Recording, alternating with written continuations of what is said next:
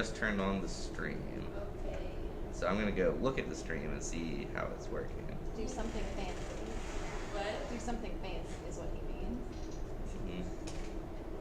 I demand tap it. Or like an Irish jig. Yes, you're correct. I demand an Irish.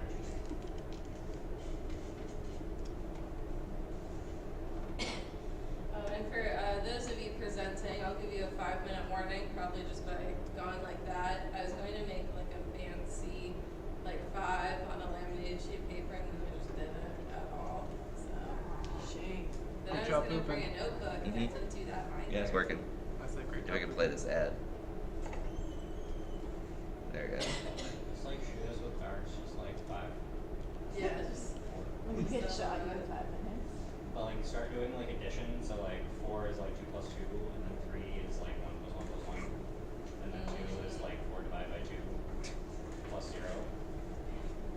Just write each symbol on the dart. So you have to be on your toes to Yeah. get your time cues. Shit. Wait, what one is it? You ready, Tom?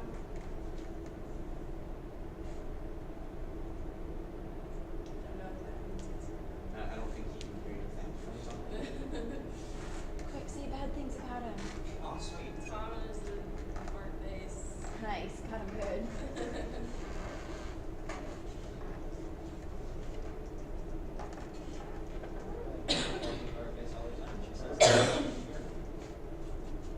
See, what's funny is the stream is on delay, so I'm hearing from the stream you guys telling me I should pay more attention. And calling you a fart Just tell me face. whenever Oh, I you're missed ready. that. Tell me whenever you're ready for me and I'll get started.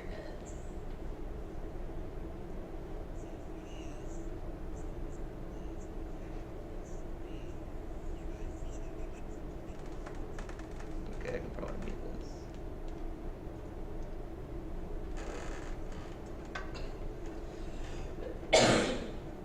Alright, so the stream is doing its thing. Alright. You want to present? Sure. Whenever you're ready, no rush. Alright, so I wanted to do something really weird for my session because I thought that would be like a cool way to kick things off. Lizzie, this has like psychology and stuff in it, so if I'm wrong, just back me up. So I'm doing the best I can. Okay, so this is a question for everyone. What do you like about zombies? Yeah, Tom? I like the sort of inevitability, like once you're bit, like there's like it's like really like one of the more legitimately terrifying things to me, the idea of like being bit and like knowing you're dead, but there's being like sort of like a lag, like with a bullet or like other ways of dying, like it just happens, or like even if like your gut's like ripped open or something, you can look down and be like, I'm probably dead. But with the zombie, it's like you're walking around, everything is normal except it's not. And that to me is just like kind of creepy and terrifying. Okay. Anyone else? Yeah? It sort of puts a weird view on like humanity in a sense because they're still people, but they're not people. All right, awesome. Very good answers for both of you. So you you answered this especially. What do zombies represent? Zombies represent the way I feel on Monday morning at 9 a.m. All right, very good. Anyone else want to do any input? Okay. So what was originally appealing to you about HvZ? Nerf guns. Yeah. Nerf guns? Very good answer. Eric? I mean, for me, it was like, oh, my friend got me into it, and I was like, oh, crap, you mean I can run around campus with a bunch of Nerf blasters and basically say fuck all the classes for a little bit and have a ton of fun? Sounded like a pretty good time to me. Blowing off stress. Right, good answers all around. So the first thing we're going to talk about, keep all that in mind, or if you didn't answer, keep an answer that someone else said or an answer that you didn't say in your head while this presentation is going to all 3 of those questions. So let's talk about monsters a little bit. So this is research from John Edgar Browning. He is a PhD candidate at the University of Buffalo, and he writes a lot about monsters. So the scary thing about monsters that was mentioned before is that vampires and monsters are just like us. They're what we aspire to be, but we're also pretty afraid of them. So this is true with vampires especially, and we can see that with the Twilight series. Like, it is a horror series, but that's all that Bella, the main character, wants to be in the end. She wants to be this vampire because it's this kind of idealized person, even though the idea of that is just absolutely horrifying. So the monster of today's popular culture, he writes, may or may not inspire terror. He or she may provoke empathy or pathos, forcing us to recognize its monstrosity as our own, or to embrace what we were once taught to loathe. So we admire these things even though we're supposed to be scared of them. You can see this even on Sesame Street. We have the Count, and he's a pretty cool character, but he's a vampire, you know. Presumably he goes out and does vampire things. Same thing with Marceline from Adventure Time, or again from the Twilight series. So he continues on to say that just in general, monsters are a way for us to understand our own modern fears and their monstrous offspring, and new ways to think about broad questions of political history and relate them to the modern age. So basically, it's not really a coincidence when these monsters come into popularity. There's a reason why we're obsessed with zombies, or why people were real into vampires for a little bit. It's a way that we can look at the world and then, you know, use these monsters to kind of explore our own ideas as both the enemy and ourselves. So again, when we say that we're afraid of zombies, vampires, witches, whatever, there's a lot that goes into that. We're afraid of some aspect of the world around us, and it manifests itself into a monster. And this is the cause of kind of morbid fascination. And we can even see this with true crime stories, which I'm really into personally. Serial killers themselves become this kind of manifestation of a monster. And we can see this a lot with the more recent zombie fanaticism. So now let's talk about zombies, what this presentation is mostly about.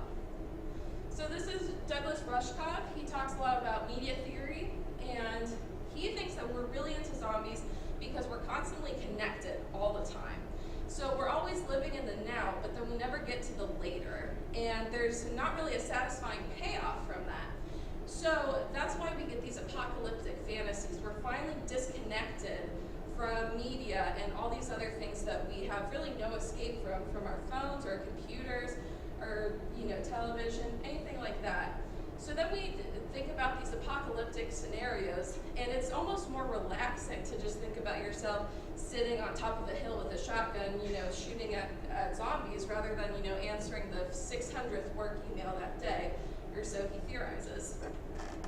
So other people have kind of gotten into this idea as well. So basically, the zombie is kind of a simple creation. It's whatever you want it to be, and as a result, we have a lot of different types of zombies. So it's a white space. It allows itself to be rewritten and reused, and there's a lot that you can do with Romero zombie, or the zombies that you know, are done through infections or through environmental factors or anything like that. And more specifically, something that we'll probably remember, after 9/11, Americans didn't really feel safe. There was all sorts of stuff going on. They had the anthrax scare. You know, people were really afraid of terrorist attacks, things like that. So then all these, it's not really a coincidence at the time, people started getting really into zombies. It was this apocalypse fantasy that people could, you know, kind of control in their own fantasies. So there's a lot of destruction, apocalypse, infection, and the zombies take over. So we see it as, you know, ourselves as the zombies, or the zombies as society. You can see it both ways, and that's what's pretty interesting. So again, this is the monsters manifesting themselves into something going on politically or within society. So this is another person who talks about zombies a lot. She's an English professor at Clemens University. And she talks about zombies specifically as a dissatisfaction with what's going on in the government. So basically, zombies are, you know, the government, or people who are blindly following along with the government, and then everyone else is the one kind of dissatisfied with it. So when we're dressing up our zombies as zombies, we're making visible our dissatisfaction with the government, as she says here.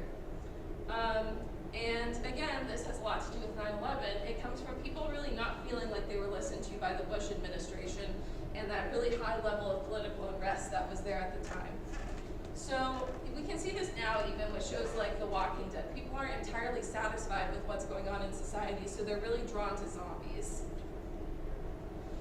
And again here, it's a metaphor for humans, and we can see this back to even the origins of zombies. Zombies have this West African and Haitian origins, and in these versions they don't eat brains necessarily, and they're not scary in the same way that the zombies we think of are scary, but they come out from this, manifestation of not being able to control what's going on politically.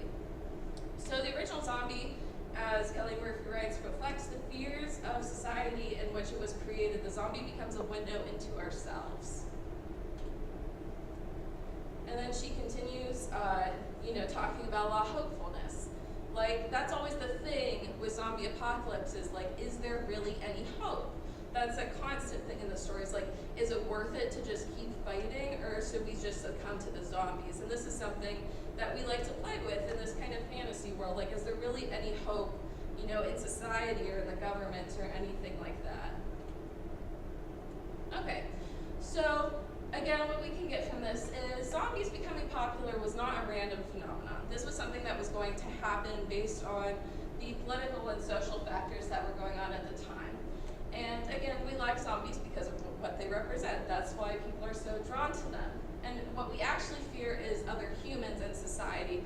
And you can see that played out more or less in like The Walking Dead and things like that. Like, it's not really the zombies that they're fighting after a certain point. And Shaun of the Dead specifically, people write about this movie a lot when talking about zombies. So Shaun of the Dead is the fear of unaware slackers at a time where you really can't be that. So, the famous line from Shaun of the Dead is, oh, let's go to Winchester, get a pint, and wait for this all to blow over. Well, that's not really something that you can do just after 9/11, and that's when this movie came out. So it's this unawareness that people are scared of more than, the actual zombies themselves. And like all monsters, people initially like them because they play on fears, but they ultimately become a little bit sympathetic to them because, they are us. And this is how we get shows like iZombie, things like that, where the zombies end up kind of being the heroes, which is a little bit more of a recent thing. Okay, I would say, HvZ has been doing that for a long time. Yeah. Like the HvZ zombie has is been doing sympathetic because, like, we become the zombie and then everybody sort of celebrates being the zombie by the end of the game. Yeah, exactly. The one of us. Yeah. It's this kind of like group mentality, and that's what draws us into zombies. So let's talk about interactive games and role-playing theory very briefly because I'm getting a little bit close on time. So basically, role-play theory, which is really applicable to what we do with HvZ, there's basically the three frames of role-play. There's the social frame, the game frame, and the diegetic frame. So it's basically like, you play with other characters, like where you actually are, like what the world is, and then who the other like avatars or heroes are in there. So basically, there's only really three types of real roles in role play that you have to do. So basically, that's not supposed to say roles; it's supposed to say rules. So there's only three rules of role play. So past what we're getting to with this is how you send a zombie and stuff like that. These are what make this structure happen, and you can see this with D&D or any game like that. So it's an interactive process of defining and redefining the state, properties, and context of an imaginary game world. So like people have different themes. This one, it's a music festival that's been inhabited by zombies. And the power to define the game world is allocated to the participants of the game. The participants recognize the existence of this power hierarchy. So everyone knows who's running the game and like who the good players are and who's in charge, things like that. And then the player participants define the game world through personified character constructs conforming to the state, properties, and contents of the game world. So, this is a little bit different from like D&D, where you're not going to be like Ulfgar, the dwarf barbarian, but you're going to be yourself in this world. You're going to kind of take on that role of an avatar. So people have these different goals when role playing. So there's the exogenous, I want to have fun. That's what hopefully everyone's here for. The endogenous, once I become a zombie, my goal is to kill all humans, or when I'm a human, my goal is to kill all zombies. And the diegetic, like what you're really there to do while you're fulfilling this endogenic role. Like I want to get the craziest tags on humans, or I want to get the coolest zombie stuns, stuff I just want to like be the coolest like player to be around, or give everyone what is it that they give everyone? It's not Kool-Aid. Capri Sun. Capri Sun. I want to give out the most Capri Suns possible. Yeah. So if I can pause you for a second, so this is sort of like the exogenous is sort of just like what you sort of like personally get from it. The endogenous is like your goal, sort of like as a character in the game almost. Yeah, like what your avatar's goal is, and Yeah. then like a little bit larger, like what you're really setting out to do. Yeah. So and then the diegetic is like the performance aspect almost. Yes, like exactly. it's, I guess, sort of embracing the idea that you're sort of like part of the story and trying to like make that story as interesting as possible. Yeah. Okay. Cool. Okay. So these are the types of communication that you'll have within roleplay. So you're going to be interpreting the outside input into subjective plot, essentially. So a mod comes up and is like, this is the mission that we have. So then you can make changes into the plot. So you can, the mods will change something on the fly, or the humans will decide like, no, we don't actually want to fight the zombies. We want to be friends with them, or whatever. And then communicating these changes to the other participants. So really, these are the three things that you're going to be doing throughout the game. You're going to be playing the game, making changes to the game, and then telling other people about these changes or about what's going on. Now in HvZ, like that making changes part could be something as simple as, well, like the humans are given an objective to go here, and like the way they decide to go about it is sort of like they're treating that objective as though like they're sort of inhabiting this fictional world where this objective is something that matters, and then thinking about like inside that fictional context, like how can I go about it? So that would be like a correct. Okay, cool. Okay, we're gonna skip that for time. Okay, so briefly characters again. So you have a hero type. That's a group of qualitative attributes, a la D&D. So like I have a strength of 20, which we won't have in this game. Or you have an avatar, which is closer to what we have in HvZ. Some people try to take on a hero types, but it doesn't like quite work because we don't have specific qualitative attributes attributed to us. But more likely they're going to be an avatar or a representational extension of the player. So it's ourselves, but in the zombie apocalypse. So farther than simplifying HvZ rules, there are many invisible rules, which is kind of what we went over just now, to role-playing and interactive games that dictate how they work and what makes them appealing. So you can go into a role-playing game, and if you've played one before, those rules will just kind of fall into place, and those are what's going to make you be like, oh, okay, this is a role-playing game. You can't do that if you were playing just a regular board game. You can't just decide like, oh, I'm just going to do this thing entirely different. Usually there's rules in place to go against that. But as far as role play goes, or games set up like this, there are actually usually not that many rules. There are more guidelines as to what is possible within the world. But then anything you want to do within that is basically up to you. It's very open-ended. And again, HvZ would fall into this category, as would LARPing, D&D, any game like that. So what does this all mean? Like, what have I been rambling on about forever? So basically, when we're role-playing out fighting our fears, we get different benefits, and we get satisfaction on this from many levels. So when we're fulfilling each of these levels that we talked about before, it makes us feel good. That's what's making us have fun in the game. And it's kind of a cathartic experience. You get to role-play out these fantasies. So I personally think, just going through all this information, what I was starting to realize was HvZ was not a random occurrence. HvZ was always going to happen. It's not a coincidence that started on college campus, and it's not a coincidence that started in 2005.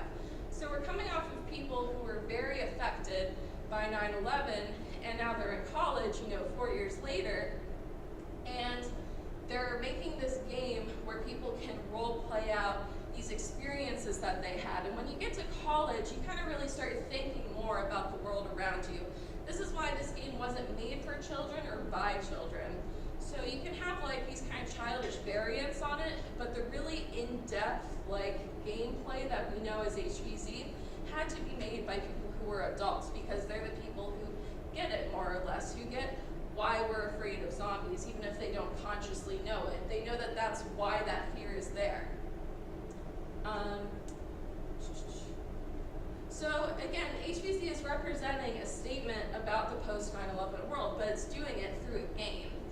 So, you know, you have all these college kids running around, and it's not really a childish thing. It's actually like a very deep thing. Like, you know, you're not scared necessarily of the zombies or of, you know, the world, but you have fears about it.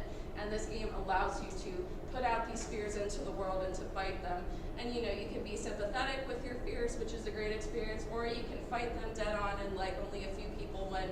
And that's another way to do it. Okay, so that's basically my conclusions about it. Oh, no, never mind. So yeah, like I said before, it's personifying everything. And our fear is what we see on the news every night. And again, this was something that was always going to happen. So even though society seems like it's mocking us and telling us not to do it, society is the reason why we're doing this. It's to role play out these fears that we have and to do it on a college campus, you know, within our daily lives, because we deal with these fears all the time through our daily lives. You know, anytime you turn on the television or anything, there was just an attack in Nice last night. Okay, so anyone have any questions, comments, or concerns that I can address?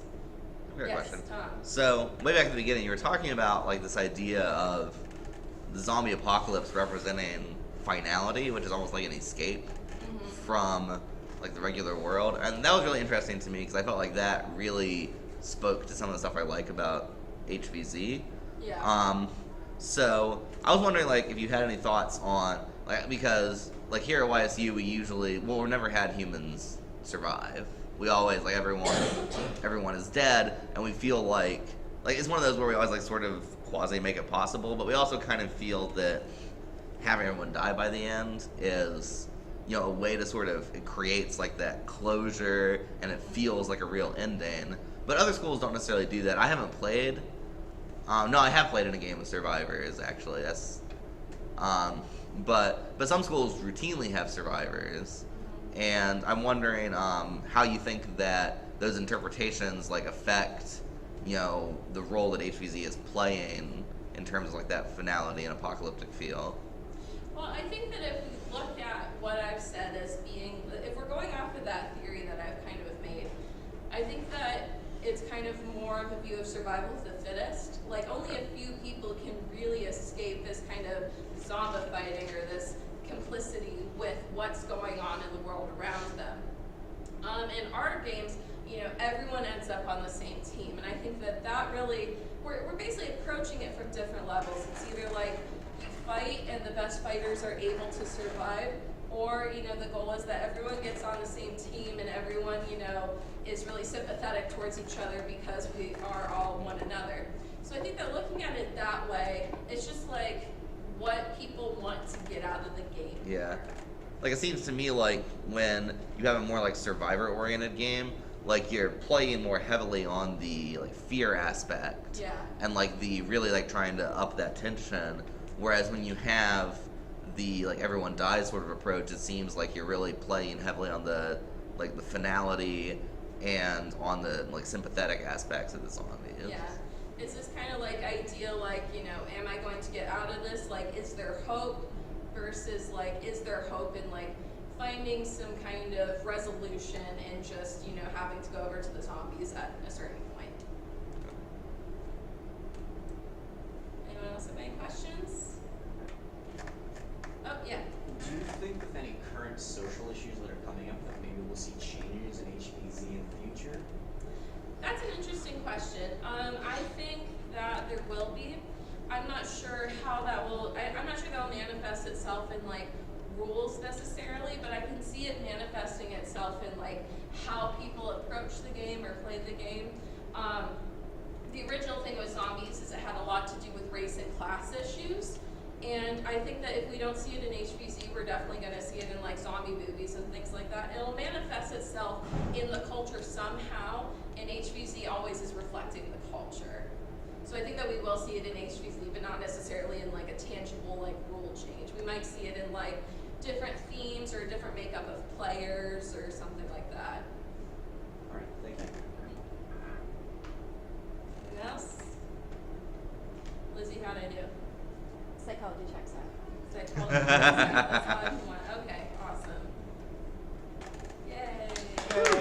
Good job. Good job, Fiona. pooping. Great job, Poopman.